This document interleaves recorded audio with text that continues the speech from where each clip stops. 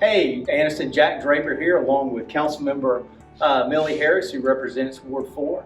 We wanted to talk to you today about our comprehensive planning process.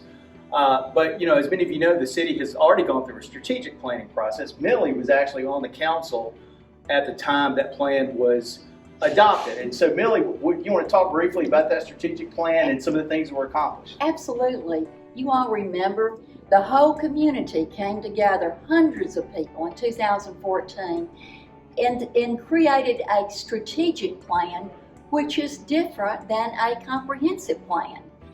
A lot of people don't really realize how much we did accomplish.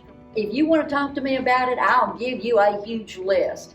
But just to highlight, our crime rate is drastically down from our partnerships that our police department has established with federal entities. That is just one area. Actually, one goal was to wage a marketing campaign to improve the image of the city of Anniston. Our Jackson Hodges has actually done that. You're hearing a lot more from Anniston from what you used to hear. And I'm so happy that the city went through that process, because a lot of the information that was developed during that strategic planning process, can still be used for the comprehensive plan. A comprehensive plan, on the other hand, is one that's actually required by law. When a city in Alabama elects to have a planning commission, then that's the job of that planning commission. So this is actually statutorily required.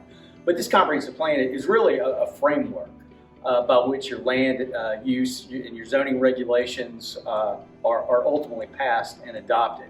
It provides a good basis for future development of the city.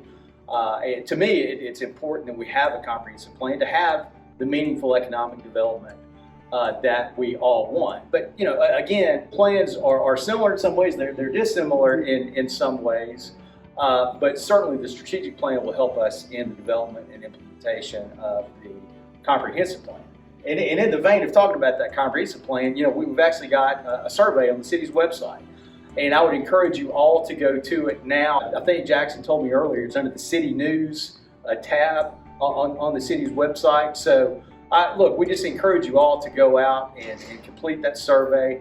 Be with us as we're going through the planning stages of this comprehensive plan, ultimately to when we adopt this plan. But this is a very exciting time for the city of Anniston. I'm glad that this is something that we're doing now. But it is a citywide project, and it's incumbent upon all of us to go to that survey, to get with your mayor, to get with your council members, and talk about what your goals for the city are, what you would like the city to look like 10 to 20 years from now.